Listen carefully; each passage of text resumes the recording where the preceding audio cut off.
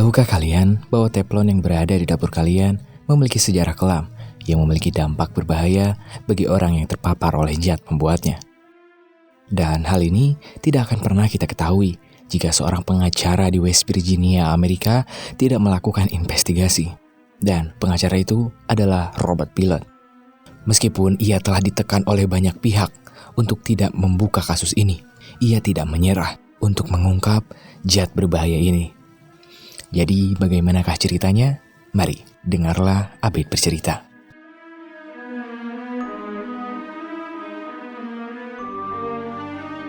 Pada tahun 1998, di sebuah firma hukum bernama Tapp Law Firm, Robert Pilot sedang melakukan meeting bersama kliennya. Ia merupakan seorang pengacara yang berspesialisasi menjadi pembela bagi perusahaan kimia yang berada di Amerika. Namun pada saat ia melakukan meeting itu, tiba-tiba dirinya dihampiri oleh seorang pria bernama Tennant. Tennant adalah seorang peternak yang ingin menggunakan jasanya sebagai pengacara. Dan kemudian, tanpa basa-basi, peternak itu memberikan banyak bukti terkait pencemaran lingkungan yang dilakukan oleh sebuah perusahaan kimia terbesar di Amerika, yaitu DuPont Chemical Industry. Diketahui bahwa pengacara yang berada di kota Tennant tak ada yang mau menangani gugatannya. Itu tak lain karena para pengacara di sana takut berhadapan dengan perusahaan sebesar DuPont. Sehingga Tennant jauh-jauh datang ke kota Cincinnati untuk meminta bantuan kepada Robert. Namun tentunya Rob yang merupakan pengacara yang biasa membela perusahaan kimia tak mau mengambil kasus itu. Ia tak mau mempertaruhkan karirnya yang sudah mapan hilang begitu saja. Dan meskipun sang peternak telah mengatakan bahwa dirinya mendapatkan rekomendasi dari nenek kandungnya Rob, Robert hanya bisa memberikan rekomendasi pengacara lain untuk mengambil kasusnya. Namun ternyata perkataan Tennant yang mendapatkan rekomendasi dari nenek kandungnya membuat Robert merasa gusar. Sehingga ia pun merasa ada hal yang tidak beres yang terjadi di kampung halamannya. Ia pun mencoba menelpon neneknya, namun kala itu neneknya tidak mengangkat. Sehingga pada keesokan harinya Robert memutuskan untuk mendatangi neneknya di West Virginia. Pada saat ia sampai di komplek neneknya, tak sengaja ia melihat seorang anak gadis yang semua giginya menghitam entah karena apa. Namun yang jelas, terlihat Rob tampak khawatir dengan hal itu. Kemudian pada saat ia sudah sampai di rumah neneknya, Rob menanyakan tentang peternak yang bernama Tennant. Neneknya pun langsung memberitahu bahwa Tennant adalah peternak yang peternakannya dahulu selalu dihadiri oleh mereka pada saat Robert masih kecil. Neneknya juga langsung menunjukkan foto-foto Rob pada saat mereka berada di peternakan itu. Robert yang menyadari bahwa peternakan itu adalah bagian dari masa kecilnya. Ia pun mulai terketuk hatinya untuk membantu peternak tersebut. Kemudian ia pun menghampiri lokasi peternakan Tennant. Dan di sana ia melihat sekitaran peternakan Tennant sedang dibuat sebuah lubang untuk tempat pembuangan limbah kimia. Dan sesampainya di rumah Tennant, Robert juga langsung diperlihatkan bukti nyata dari pencemaran lingkungan yang diakibatkan oleh DuPont Industri. Dimulai dengan organ-organ sapi mati yang berbentuk tak wajar, hingga gigi sapi yang menghitam, persis seperti seorang anak yang menggunakan sepeda tadi. Kemudian Tennant juga menunjukkan pencemaran lingkungan yang terjadi di sungai. Terlihat batu-batu di sungai berubah menjadi warna putih akibat limbah yang dibuang oleh DuPont. Tak hanya itu, Tennant juga menunjukkan pemakaman sapi yang mati akibat meminum dan mandi di sungai itu. Terhitung ada 190 sapi yang mati akibat pencemaran itu. Kemudian Rob pun menanyakan kepada Tennant, apakah Tennant telah menghubungi pemerintah dan DuPont terkait hal ini. Kemudian Tennant menjawab bahwa dirinya pernah menghubungi pemerintah. Dan akibat itu Kementerian Lingkungan sempat datang untuk melakukan penelitian di peternakannya. Namun sayangnya, laporan dari penelitian itu tidak pernah diberikan kepadanya. Berhari-hari setelahnya, pada satu malam, Rob yang sedang mengikuti perkumpulan advokat pembela perusahaan kimia mendengarkan pidato dari pengacara DuPont Industri. Dan dalam pidatonya itu, sang pengacara membual dengan berkata bahwa perusahaannya sangat ingin memberikan kemudahan dan keselamatan bagi para warga Amerika. Lalu setelah pidato itu, ternyata Robert mengenal dengan baik pengacara DuPont. Ia bernama Phil, dan tanpa basa-basi, Rob menanyakan pada Phil apakah dirinya mengenal Tennant. Dan nampaknya Phil mengingat itu, sehingga Robert pun langsung meminta agar Phil memberikan laporan terkait penelitian yang dilakukan Kementerian Lingkungan bersama dengan DuPont. Robert berdalih bahwa dirinya ingin menenangkan peternak itu dengan hasil laporan yang ada. Dan nampaknya Phil setuju dengan hal itu. Beberapa hari kemudian, Rob telah mendapatkan laporan itu. Ia pun langsung membawa laporan itu kepada Tennant. Betapa marahnya Tennant pada saat ia membaca laporan itu. Karena di laporan itu tertulis bahwa penyebab kematian dari para sapi adalah akibat dari kurangnya perawatan dari pemilik peternakan. Tennant yang merupakan peternak di sepanjang hidupnya tentu tak menerima hal ini. Tennant meminta agar Rob tidak mempercayai hal itu mentah-mentah, dan ia juga meminta agar Rob melihat bukti-bukti yang diberikannya tempo hari. Pada awalnya, Rob sempat menampik dengan berkata bahwa mungkin ini semua berkat wabah yang menjangkit para sapi. Namun tak begitu lama, tiba-tiba... Easy now. Get in.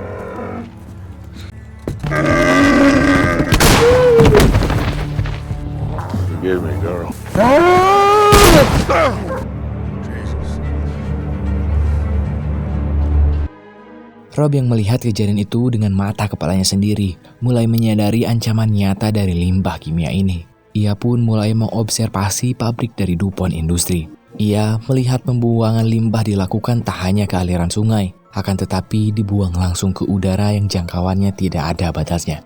Robert pun nampak sangat khawatir bahwa dampak dari pencemaran ini akan berakibat fatal kepada masyarakat di kampung halamannya. Ia pun semakin bertekad untuk memperjuangkan kasus ini. Namun di sisi lain, ia menyadari bahwa rintangan yang akan ia hadapi tentu akan sangat berat. Karena DuPont Industri merupakan perusahaan yang sangat besar dan telah ikut membangun Amerika dan negara bagian West Virginia. Tentu jika dirinya menuntut DuPont Industri, itu akan membuat mayoritas masyarakat tidak menyukai tindakannya. Namun meskipun begitu, Robert tetap bulat dengan tekadnya. Ia pun mulai melihat semua bukti yang diberikan oleh Tennant. Dan setelah ia yakin bahwa ada yang tidak beres dengan DuPont Industri, Robert pun langsung memberitahukan fakta-fakta ini kepada atasannya, Tommy. Robert pun meminta izin pada atasannya bahwa dirinya akan menuntut DuPont akan hal itu. Tentu pada awalnya Tom menolak hal itu, karena menurutnya itu tak sejalan dengan visi dan misi firma hukum TAP. Namun karena Rob memohon bahwa dirinya ingin membantu peternak di kampung halamannya. Dan di sisi lain, Robert juga berpikir bahwa DuPont akan berterima kasih padanya karena ia telah memperingatkan DuPont sebelum DuPont diberikan sanksi oleh pemerintah. Dan dengan alasan itu, pada akhirnya Tommy mengizinkan Robert untuk mengambil kasus itu. Robert pun langsung menghubungi pengacara DuPont untuk meminta semua dokumen tentang TPA yang dimiliki DuPont di West Virginia. Dan masih dengan alasan yang sama bahwa pengacara DuPont adalah salah satu koleganya. Dengan senang hati, Phil pengacara DuPont pun akan memberikan dokumen-dokumen itu. Dengan segala kerumitan administrasi yang harus dilewati, butuh waktu 1 tahun untuk Robert bisa mendapatkan dokumen itu dari DuPont. Ia pun mulai membaca satu persatu dokumen itu, dan sampai pada akhirnya ia menemukan sebuah zat kimia yang tidak terdaftar dalam kamus kimia yang bernama VFOA. Tak hanya itu, ia juga menemukan kejanggalan bahwa DuPont telah membeli banyak drum untuk membuang sampah padat. Tentu hal ini membuat Rob heran. Ia pun menanyakan kepada temannya tentang hal itu. Lalu temannya pun berasumsi bahwa mungkin DuPont telah membuang limbah berbahaya dengan tidak sengaja. Namun Robert menyangkalnya, karena perusahaan sekelas DuPont tidak akan melakukan hal itu. Ia mencurigai ada kesengajaan yang dilakukan oleh DuPont dengan memanfaatkan celah aturan yang belum dibuat oleh pemerintah. Robert pun telah mencoba berulang kali menghubungi Phil untuk menanyakan hal tersebut, namun Phil tak pernah mengangkat teleponnya. Sehingga pada suatu acara makan malam yang diadakan oleh perkumpulan perusahaan kimia, Robert akhirnya dapat bertemu dengan Phil. Dan pada saat pertemuan itu, Robert langsung menanyakan tentang kejanggalan yang ia temukan di dokumen milik DuPont.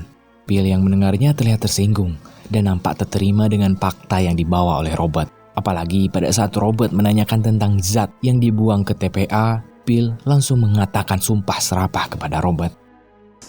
Awards dinner.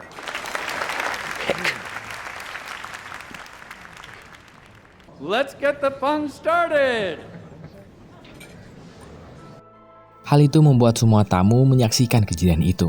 Dan akibat kejadian itu, istri Robert, Sarah pun marah. Karena akibat perilaku Robert, Sarah yang sama-sama pengacara tak jadi mendapatkan pekerjaan yang berkaitan dengan perusahaan kimia. Namun meskipun begitu, Sarah meminta pada Robert agar Robert tidak menyia-nyiakan pengorbanannya. Pada saat di kantor, Robert pun dimarahi oleh Tom karena Robert telah mempermalukan firma hukum TAP. Namun Robert berdalih bahwa dengan sikap pilih yang seperti itu, hal itu menunjukkan bahwa DuPont telah menyembunyikan sesuatu. Dan dengan itu, ia akan mengangkat kasus ini ke pengadilan. Ia pun mulai menghubungi teman pengacaranya yang ada di West Virginia untuk menaikkan kasus ini ke pengadilan. Dan dalam tuntutannya itu, Robert meminta agar DuPont memberikan semua dokumen terkait limbah yang mereka buang di TPA. Dan setelah Robert menggugat DuPont atas nama Tannen, kabar penuntutan itu pun mulai menyebar luas. Semua masyarakat di West Virginia telah mengetahui kasus ini. Dan akibat itu, Tannen dikucilkan di kotanya. Hal ini tak lain karena sebagian besar masyarakat di sana bekerja di pabrik DuPont dan mereka menganggap bahwa DuPont telah berjasa besar di kota mereka. Singkat cerita, Robert telah mendapatkan dokumen-dokumen itu. Namun ternyata dengan liciknya, DuPont mengirimkan segudang dokumen agar Robert tidak bisa menemukan bukti dalam waktu singkat. Hal ini dilakukan DuPont untuk membuat Tom menyerah untuk menangani kasus ini. Namun karena tekad Robert sudah bulat, ia pun mulai mencari satu persatu dokumen yang ia butuhkan. Dan setelah pencarian yang cukup panjang, Robert berhasil mendapatkan fakta-fakta baru terkait zat FOA yang mempunyai nama lain C8. Ia pun langsung menemui seorang ahli kimia yang bernama Gillespie untuk menanyakan seberapa bahayakah zat VFOA ini. Pada awalnya ahli kimia itu tidak mengetahui tentang zat itu. Namun, ia berkata bahwa ia mengetahui zat yang namanya mirip dengan zat itu. Ia menjelaskan bahwa zat itu dahulu pernah dibuat oleh perusahaan kimia 3M. Namun, tanpa adanya kejelasan, tiba-tiba 3M memberhentikan pembuatan zat itu. Robert yang penasaran pun langsung bertanya, bagaimana jika zat itu terminum oleh makhluk hidup? Namun, ahli kimia itu menjawab bahwa manusia tidak bisa meminumnya. Itu sama saja seperti menelan sebuah ban utuh oleh manusia. Setahun berlalu, tanpa adanya kemajuan dari kasus Tannen, Robert selalu memikirkan bagaimana cara membuktikan kecurigaannya itu. Dan di tengah lamunannya, ia teringat kepada seorang anak yang semua giginya menghitam pada saat ia dulu datang ke komplek neneknya. Ia pun langsung menanyakan kembali pada Gillespie tentang apa yang akan terjadi jika zat C8 berkontak langsung dengan gigi manusia. Kemudian Gillespie pun menjawab bahwa itu akan merusak gigi dan membuat gigi menjadi menghitam. Robert yang menyadari bahwa zat berbahaya itu telah mencemari sumber air minum dari seluruh masyarakat di sana. Ia pun langsung panik. Kemudian ia pun bergegas untuk mencari bukti atas kecurigaannya itu. Dan benar saja, ia menemukan bukti bahwa DuPont telah membuang banyak zat berbahaya ke aliran sungai yang dijadikan sumber air masyarakat di sana. Di sisi lain, Tannen yang baru saja pulang dari dokter dikejutkan dengan keadaan rumahnya yang sudah digeledah oleh orang yang tidak dikenal. Dan ia menemukan bahwa sebagian barang bukti yang ia kumpulkan telah menghilang. Tak hanya itu, tiba-tiba rumahnya juga diawasi oleh sebuah helikopter yang terbang rendah di tanahnya. Hal itu membuat Tannen merasa gusar dan membuat dirinya selalu berjaga 24 jam di halaman rumahnya. Robert yang masih mencari bukti-bukti terlihat telah menemukan penemuan baru yang mengejutkan dirinya. Ia menemukan bahwa zat C8 yang berbahaya itu telah digunakan di banyak peralatan rumah tangga yang dimilikinya. Mengetahui hal itu, ia pun langsung bergegas ke rumahnya untuk memusnahkan semua alat-alat itu. Pada awalnya, istrinya Sarah menganggap bahwa Robert sudah gila karena mengatakan bahwa DuPont telah meracuni anak dan kandungannya. Namun kemudian Robert memohon agar dirinya memberikan penjelasan atas perkataannya itu. Ia pun mulai menjelaskan bahwa DuPont telah menggunakan zat berbahaya ke alat-alat rumah tangga yang dibuat oleh mereka. Zat itu pada awalnya digunakan untuk kepentingan militer, agar membuat sebuah tank bisa tahan air dan anti lengket. Namun kemudian, DuPont menggunakan zat itu untuk membuat berbagai alat rumah tangga seperti teflon penggorengan, cat, bahkan hingga dot bayi. Dan meskipun DuPont telah melakukan berbagai eksperimen yang menunjukkan bahwa penggunaan zat C8 itu sangat berbahaya bagi makhluk hidup, akan tetapi dengan keserakahannya DuPont tetap melanjutkan penggunaan zat itu pada produknya. Dan secara sadar, DuPont telah meracuni semua masyarakat yang telah menggunakan produknya. Kemudian Robert juga memberitahukan hal ini kepada Tom. Ia berkata bahwa DuPont telah dengan sengaja meracuni masyarakat dari tahun 1962 pada saat pertama kali teflon dipasarkan oleh DuPont. DuPont juga secara sadar telah membuang limbah berbahaya ke sumber air masyarakat serta udara yang dihirup masyarakat di West Virginia. Tak hanya itu, DuPont juga telah dengan sengaja meracuni karyawannya. Bahkan ada salah satu karyawan wanita yang sedang hamil pada saat bekerja di bagian teflon membuat anak yang berada di kandungannya menjadi cacat pada saat lahir. Sama seperti eksperimen yang pernah dilakukan DuPont kepada tikus yang sedang hamil. Dan meskipun DuPont tahu bahwa zat itu sangat berbahaya, sampai bisa menyebabkan kanker kepada orang yang terpapar oleh zat itu, bukannya menghentikan itu, DuPont malah menyembunyikan semua fakta berbahaya itu. Kemudian Robert juga langsung menghampiri Tennant untuk memberikan semua informasi itu. Ia juga meminta pada Tennant untuk segera meninggalkan tempat tinggalnya, karena jika ia masih tetap tinggal di sana, itu akan sangat berbahaya bagi kesehatan keluarganya. Namun kemudian Tennant berkata bahwa semua itu telah terlambat karena dirinya dan istrinya telah mengidap penyakit kanker akibat paparan dari zat berbahaya itu. Kemudian pada saat perjalanan pulang, Robert juga melihat dampak nyata dari perbuatan yang dilakukan DuPont kepada masyarakat di sana. Akibat hal itu, Robert pun langsung mengirimkan surat kepada pemerintah tentang ancaman nyata yang terjadi di West Virginia. Ia juga mengirimkan banyak bukti terkait pencemaran yang dilakukan oleh DuPont. Dan setelah pemerintah menerima surat itu, pemerintah langsung mengadakan sidang terbuka tentang penemuan Rob itu. Dan setelah persidangan itu, ternyata DuPont tidak tinggal diam. Mereka melakukan usaha untuk kembali menutupi kesalahannya dengan cara melobi PDAM terdekat untuk mengirimkan surat kepada masyarakat bahwa air yang ada di West Virginia aman untuk dikonsumsi. Dengan dalih bahwa zat CX yang tergandung di sumber air masih jauh di bawah standar berbahaya, meskipun kenyataannya tidak seperti itu. Setahun setelah persidangan terbuka itu, Robert yang menerima laporan dari warga terkait upaya licik dari DuPont ini, langsung mengadakan meeting untuk mengatur strategi agar bisa membuktikan bahwa DuPont telah melakukan pembohongan publik. Namun ternyata tak semua koleganya mendukung tindakannya ini. Banyak dari koleganya yang ingin menghentikan kasus ini. Namun Tom yang memimpin meeting itu langsung naik pitam dan mengatakan bahwa kita tidak bisa diam saja melihat kejahatan besar yang dilakukan oleh DuPont. Setahun kemudian, pada saat persidangan dimulai, Robert dan timnya mengunggat bahwa DuPont telah melakukan pembohongan publik karena memberikan surat edaran yang menyatakan bahwa sumber mata air di sana masih aman untuk dikonsumsi. Timnya Robert pun mengemukakan bahwa DuPont telah memanfaatkan celah regulasi karena pemerintah belum membuat standar aman untuk kandungan C8 dalam air yang layak dikonsumsi. Namun pada saat DuPont memberikan pembelaan, DuPont menyanggah hal itu. Dengan kekuatan yang dimilikinya, dalam waktu singkat, DuPont lagi-lagi berhasil melobi pemerintahan lokal di sana untuk menerbitkan aturan standarisasi kandungan C8 dalam air yang bisa dikonsumsi.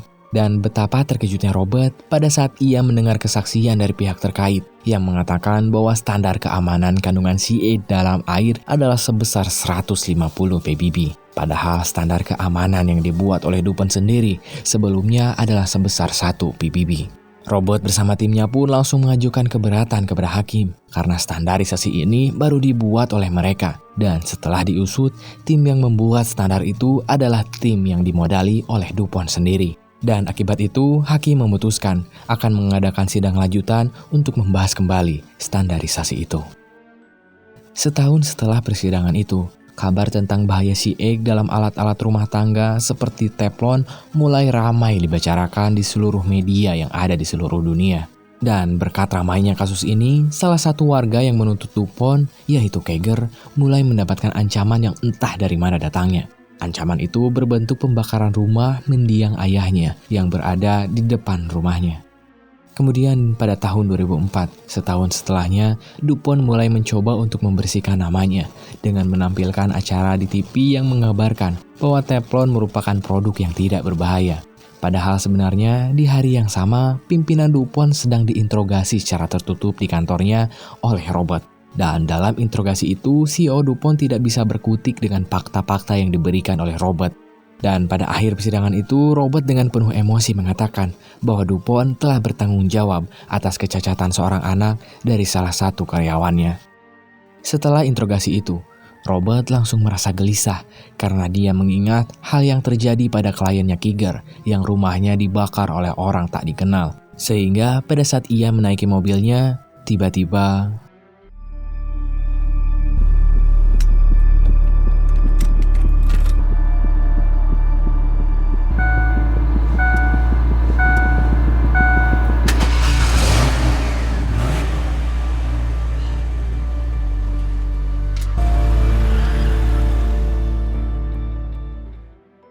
lalu di hari-hari berikutnya, akibat interogasi yang dilakukan oleh Robert, pemerintah mengambil tindakan untuk menangani kasus itu. Pemerintah akan membuat tim ilmuwan independen yang akan meneliti semua warga di West Virginia yang terdampak oleh zat CA. Dan dalam klausulnya, jika terbukti masyarakat mengidap penyakit gara-gara zat CA, maka DuPont harus bertanggung jawab akan hal itu.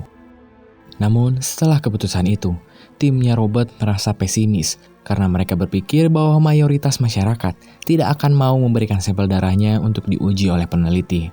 Namun kemudian, Robert memberitahu idenya bahwa setiap orang akan datang karena setiap orang yang akan memberikan darahnya akan diberikan uang sebesar $400. Setahun setelahnya, pada saat pengambilan sampel darah masyarakat dimulai, ternyata ide Robert berjalan dengan lancar. Masyarakat berantusias untuk memberikan sampel darahnya, sampai-sampai peneliti bisa mendapatkan hampir 70.000 sampel untuk diteliti. Hal itu merupakan kemenangan kecil yang didapatkan Robert. Namun, perjalanan masih belum selesai. Robert harus menunggu hasil dari penelitian itu. Bertahun-tahun berlalu, tepatnya 4 tahun setelah pengambilan sampel itu. Bukannya mendapatkan hasil dari penelitian itu, Robert malah mendapatkan berita duka bahwa Tennant telah meninggal dunia akibat penyakit kanker yang dideritanya. Sangat menyedihkan mengingat bahwa Robert belum bisa memenangkan gugatannya. Kemudian, pada saat Robert sedang berada di sebuah restoran, Robert dihampiri oleh warga lokal yang menagih janjinya untuk membantu warga yang terdampak oleh zat CA. Ia juga mengatakan bahwa kakaknya telah meninggal karena penyakit kanker testis yang diakibatkan zat itu. Tentu mendengar hal itu, Robert semakin tertekan akibat melihat warga yang masih saja belum mendapatkan keadilan. Apalagi pada saat ia menerima telepon dari Kiger yang meminta agar dirinya bisa cepat memberikan hasil dari penelitian itu, karena warga telah menagih janji Robert yang akan membantu warga di sana. Tentu bukannya Robert tak mau segera mendapatkan hasil dari penelitian itu, akan tetapi karena kompleksnya penelitian yang dilakukan, hal itu tak bisa didapatkan secara instan. Setahun setelah itu, Robert mulai merasakan dampak buruk yang menimpa dirinya. Kesibukannya mengurus kasus ini membuat dirinya tak bisa mendapatkan banyak waktu dengan keluarganya, sehingga hal itu membuat istrinya marah karena dirinya terlalu sibuk dengan kasus itu, sampai-sampai melupakan keluarganya. Lalu 1 tahun kemudian, penelitian itu masih saja belum menemukan hasil. Bahkan, pemerintah tiba-tiba menghentikan pendanaan untuk penelitian itu tanpa alasan yang jelas.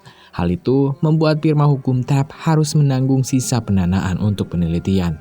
Tom yang tak mau terus-terusan merugi akibat kasus ini meminta kepastian para Rob tentang seberapa lama lagi penelitian ini akan dilakukan. Namun Rob menjawab bahwa dirinya tidak mengetahui sama sekali kapan penelitian itu akan membuahkan hasil. Hal itu membuat Tom dengan berat hati harus memotong gaji Rob untuk yang keempat kalinya. Hal itu tak lain karena Tom ingin mengurangi kerugian yang dialami firmanya. Rob yang merasa tertekan dengan semua kenyataan yang ada, tiba-tiba terjatuh pingsan. Setelah ia dibawa ke rumah sakit, dokter mendiagnosa bahwa Robert telah mengalami stroke ringan, sehingga dokter menyarankan agar Robert terjauh dari segala penyebab stresnya. Kemudian, Tom yang berada di sana mencoba untuk menenangkan istrinya Robert. Namun, istrinya Robert tiba-tiba meminta pada Tom bahwa Tom jangan pernah menganggap usaha Robert adalah sebuah kegagalan. Kemudian, ia pun pergi menghampiri suaminya. Setahun setelah kejadian itu, Robert yang kembali sehat tak sengaja bertemu dengan anak yang mengalami kecacatan akibat dari zat CX itu. Hal itu tentu membuatnya kembali merasa sedih karena para korban masih belum mendapatkan keadilan. Namun beberapa hari kemudian, pada saat ia berada di kantornya, ia menerima panggilan dari dokter yang meneliti sampel darah masyarakat yang terpapar oleh zat CX. Dan ternyata setelah 7 tahun menunggu penelitian itu, dokter mengatakan bahwa dugaan dokter benar bahwa zat CX terbukti dapat mengakibatkan banyak penyakit yang berbahaya bagi manusia. Hal itu merupakan kabar yang paling dinantikan oleh Robert, karena setelah hampir 13 tahun menunggu, akhirnya ia bisa mendapatkan keadilan untuk almarhum Tennant dan masyarakat di West Virginia.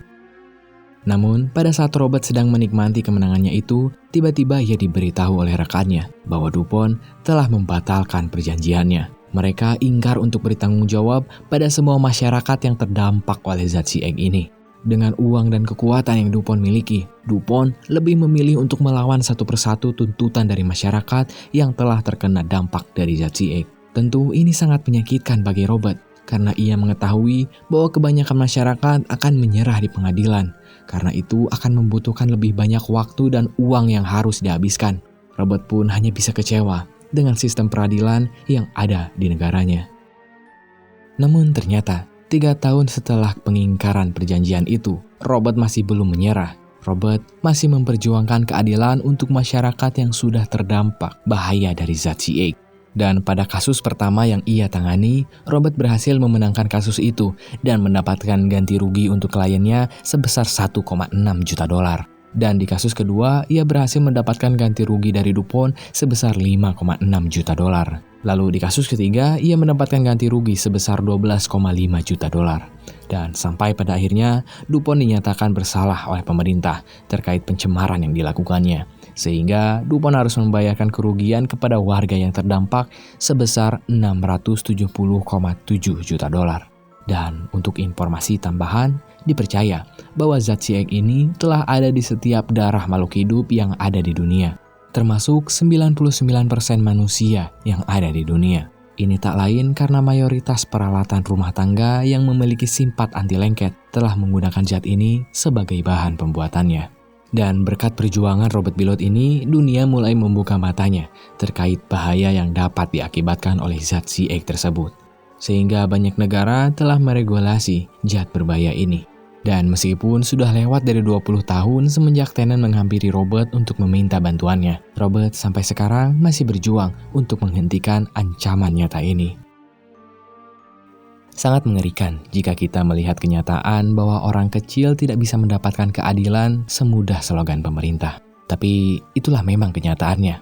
Dan menurutku hanya 2 yang bisa dilakukan. Pertama, kalian harus menjadi kaya raya untuk mendapatkan keadilan. Namun yang kedua itu lebih mudah, yaitu jadilah seorang yang adil. Karena pada saat semua orang telah melakukan itu, maka keadilan akan tercipta dengan sendirinya. Dan ya, mungkin segitu aja dari Abed. Semoga kalian bisa mendapatkan pelajaran, walaupun cuma sedikit. Dan jika kalian mau bantu Abed, kalian bisa like, komen, dan subscribe. Karena hal itu akan membuat Abed semakin bersemangat untuk membuat konten. Dan akhir kata, Abed mengucapkan terima kasih telah menonton video ini. Dan sampai jumpa di video selanjutnya. Bye-bye.